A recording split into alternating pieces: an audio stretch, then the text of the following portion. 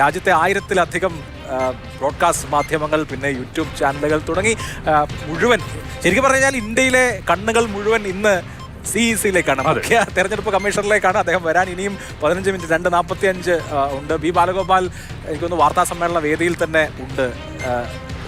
ബാലു, എന്തായി കാര്യങ്ങൾ?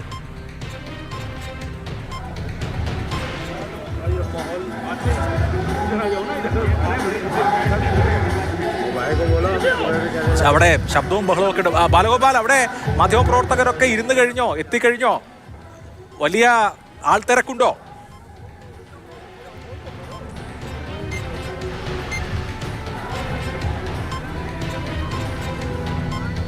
ബാലു കേട്ടില്ലാന്ന് തോന്നുന്നു. എനിക്ക് ബസന്തിലേക്ക് പോകാം.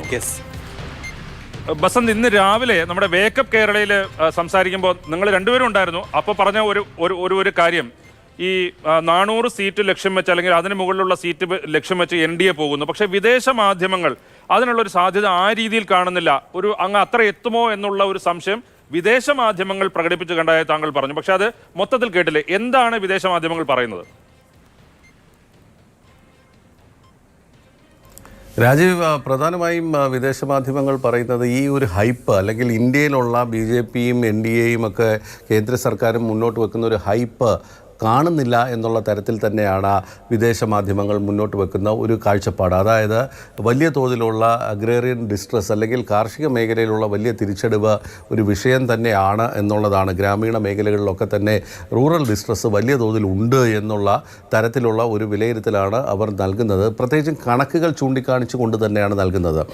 മാത്രമല്ല, ഈ പുതിയതായിട്ട് വന്നിട്ടുള്ള വിഷയങ്ങൾ, അതായത് ഈ രാമക്ഷേത്ര, പിന്നെ അതിൻ്റെ കോൺസെൻട്രേഷൻ, അതുപോലെ തന്നെ ഇതുപോലെ ഇപ്പോൾ പുതിയതായിട്ട് വന്ന ഇലക്ട്രൽ ബോണ്ട്, ഈ രണ്ട് വിഷയങ്ങളും നമ്മൾ നോക്കുകയാണെങ്കിൽ രാമക്ഷേത്രവുമായി ഉണ്ടാക്കിയ ആദ്യഘട്ടത്തിലുണ്ടായ ഒരു വലിയൊരു ഊർജ്ജം, അല്ലെങ്കിൽ ഒരു മുന്നേറ്റം BJPക്ക് നഷ്ടപ്പെടുന്നു എന്നുള്ള തരത്തിലാണ് അവരുടെ ഒരു വിലയിരുത്തൽ. അതായത് ഈ ഇലക്ട്രൽ ബോണ്ട് അടക്കമുള്ള വിഷയങ്ങൾ വരുന്നു, CAA പോലുള്ള വിഷയങ്ങൾ വരുന്നു. ഇവ രണ്ടും മറ്റ് ഈ രാമക്ഷേത്രവുമായി ബന്ധപ്പെട്ടുണ്ടാക്കിയ ഒരു ഊർജ്ജത്തെ ഓഫ്സെറ്റ് ചെയ്യുന്നു എന്നുള്ളൊരു വിലയിരുത്തലാണ് അവർക്കുള്ളത്. അതായത് ഇലക്ട്രൽ ബോണ്ട് മുന്നോട്ട് വരുമ്പോൾ അതിൽ ഏറ്റവും അധികം പണം ലഭിച്ചിരിക്കുന്നു എന്ന് കാണിച്ചിരിക്കുന്നത് BJPക്കാണ്. ഏകദേശം 50%, 46%. അപ്പോൾ BJPയുടെ ഏറ്റവും വലിയൊരു ട്രംപ് കാർഡായിട്ട് അവർ ഉയർത്തി കാണിച്ചു, അല്ലെങ്കിൽ മോദി തന്നെ പലപ്പോഴും പറഞ്ഞിരുന്ന നാ ഖാവുങ്കി നാ ഖാനെ ദൂങ്കി എന്നുള്ളതായിരുന്നു. അല്ലെങ്കിൽ പണം ഞങ്ങളെടുക്കില്ല, ആരെയും മോഷ്ടിക്കാൻ അനുവദിക്കില്ല എന്നുള്ള തരത്തിലുള്ള ആ പ്രചരണത്തിന് ഒരു മങ്ങലേറ്റിട്ടുണ്ട് എന്നുള്ളത് തന്നെയാണ്. അല്ലെങ്കിൽ അഴിമതി രഹിതം BJPയുടെ മുഖം അഴിഞ്ഞു വീണിരിക്കുന്നു എന്നുള്ളൊരു വിലയിരുത്തലാണ്. അതുപോലെ തന്നെ CAAയുടെ കാര്യത്തിലും അവർ പറയുന്നത് ഈ ന്യൂനപക്ഷ മേഖലകളിൽ വലിയ തോതിലുള്ള ആശങ്ക അതുമായി ബന്ധപ്പെട്ടുണ്ട്. അതിൻ്റെ പ്രതിഫലനമാണ് കഴിഞ്ഞ ദിവസം US സ്റ്റേറ്റ് ഡിപ്പാർട്ട്മെൻറ്റിൻ്റെ ഭാഗത്തു നിന്നുള്ള ഒരു വിമർശനം, അല്ലെങ്കിൽ ഒരു ആശങ്ക.